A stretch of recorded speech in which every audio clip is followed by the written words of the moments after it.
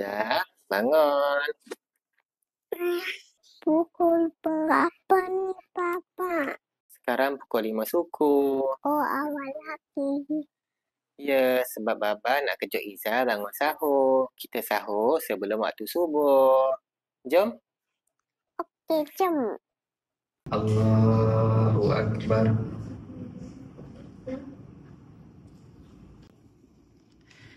Assalamualaikum warahmatullahi.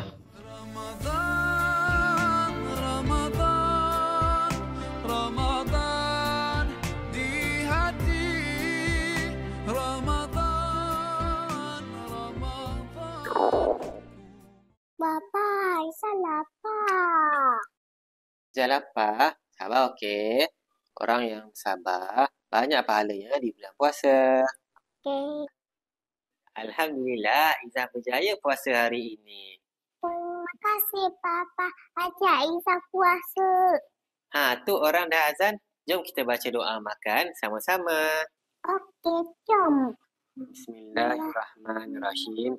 Allahumma laka sumna wa bika amanna wa ala rizkika aftarna birahmatika ya arhamar rahimin.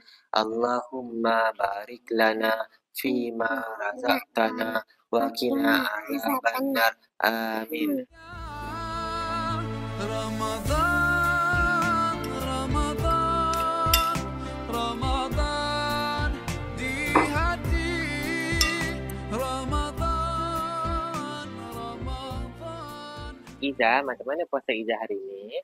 Iza lapar tapi Iza belajar sabar. Alhamdulillah. Esok kita puasa lagi, okey? Okey, Alhamdulillah.